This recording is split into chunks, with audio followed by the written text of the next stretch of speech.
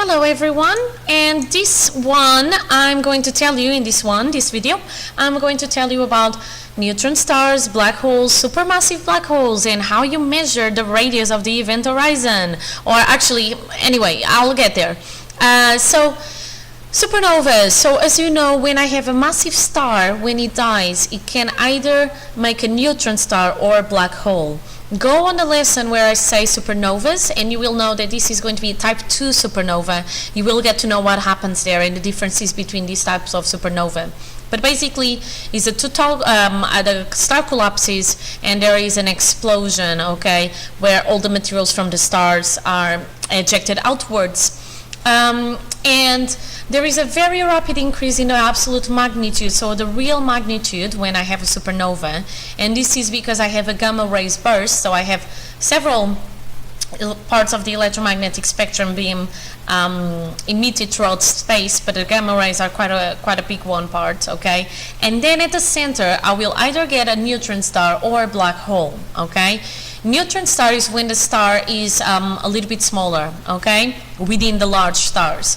So I will have a core that has the mass of about twice the mass of the sun, and if that happens, then I will get a neutron star.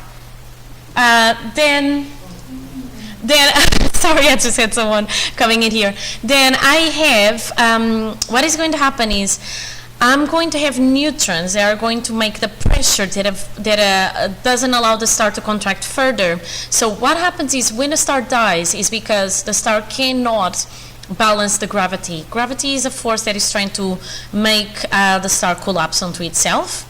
So it works inwards, and I have to have pressure from the star that needs to balance the gravity. So pressure goes outwards.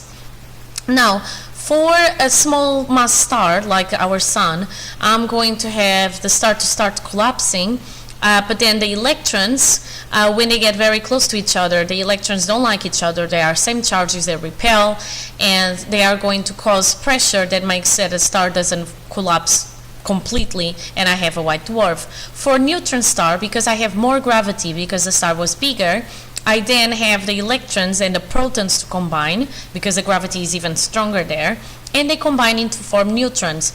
However, neutrons, they don't like to be close to each other. We know that a strong nuclear force at 0.5 femtometers is going to be repulsive, so this is going to make that the star cannot collapse any further. Okay, go on that. I have as well a video about the strong and the weak nuclear force and all that stuff. So the neutron stars have about 12 kilometers in diameter. They are very, very dense, okay, because they have a big mass in that diameter, okay, in that small volume. And because of the conservation of angular momentum, they spin very rapidly.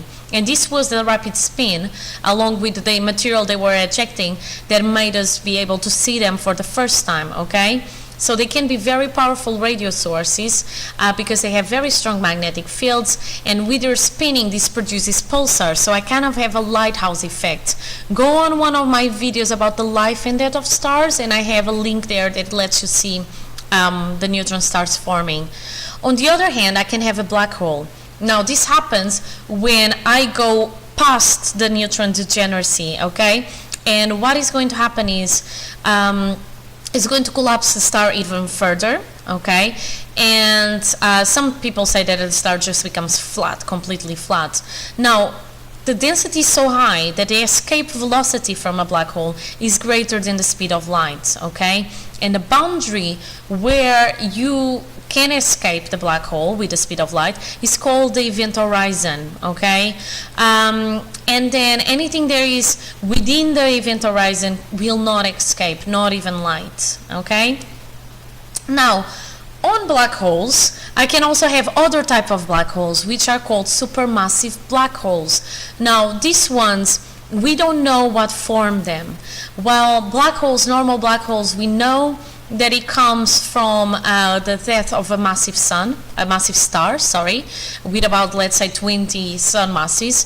Supermassive black holes, we believe, but we are not sure, that they come from the collapse of dust clouds in galaxies at the center or close to the galactic center, okay? So in 1974, there was a scientist that proposed that we would have supermassive black holes within the centers of active galactic nuclei, okay, or quasars. And then in the same year, other scientists made a connection between the radio detection on the Sagittarius A, which is at the center of our galaxy, and other known galactic nuclei. And although I will talk more about supermassive black holes, it seems that the larger galaxies will have the larger supermassive black holes. So it looks like there is a link in between the size of the galaxy and the formation of these black holes, okay? Now, using Kepler's laws of motion, they could figure out the orbital velocities and the positions of some bright stars, okay?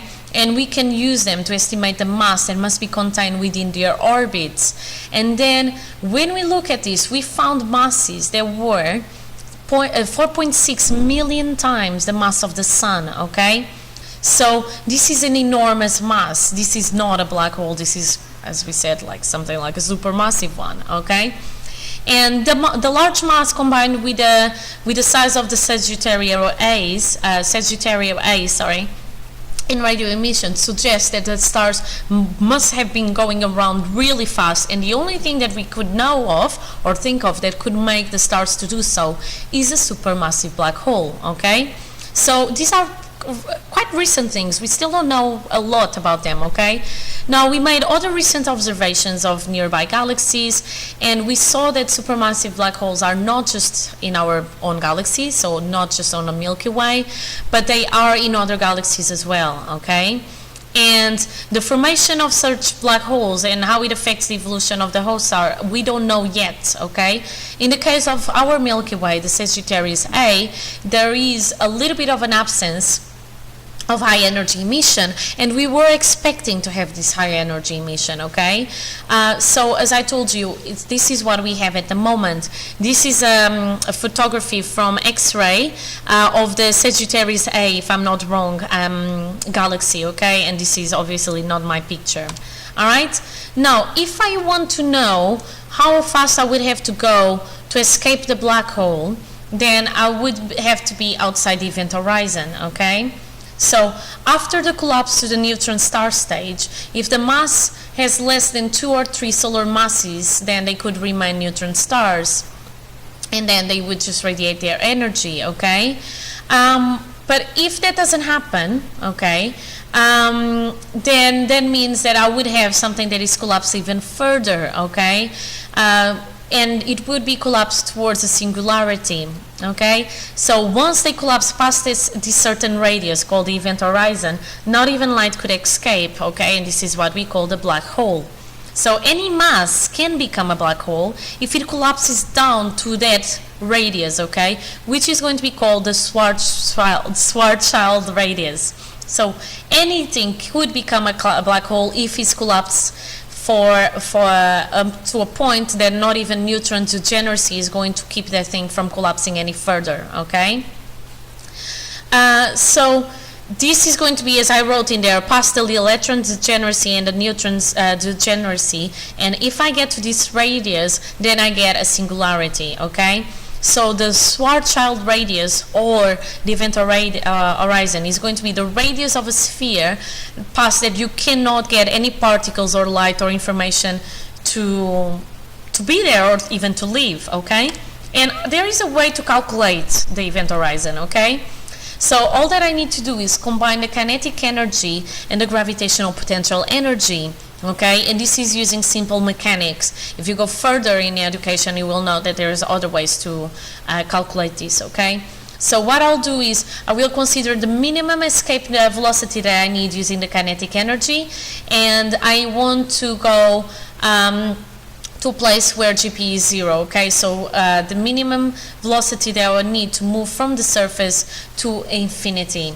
So that means that I'm going to have 1/2 of the mass times the velocity squared is going to be equal to g, the gravitational constant, times sm, the mass of this large object, times m, our mass, divided by rs, where rs is the Schwarzschild radius, okay? So Rearranging the equation, I get that the radius is going to be 2 times g big M, because the small m's cancel each other, divided by v squared. If I want to make the object a black hole, then I would have to have, instead of v squared, a c squared, and that's why I have this last formula in here, okay? And just for you to have an idea, this would be the type of radii that I would have for some astronomical objects, and that they would become a black hole if they would be at that radius, okay? So this is how dense they would have to be, their mass, how small the mass would have to be. So for the Sun 3 kilometers, for the Earth 8.7 millimeters, for the Moon 0.11 millimeters, Jupiter 2.2 meters, and a neutron star 4.2 kilometers, okay? So this is how small these objects would have to be compact for me to make them to become a black hole. Alright, that's all about black holes, neutron stars, and supermassive black holes, and I hope it was clear for you. If it's not, you can all drop me a message, talk to me directly. You can check the video again and see if you get some information that you didn't have from before, okay? I hope it helped, and I'll see you in another video where I think I'm starting cosmology. Bye!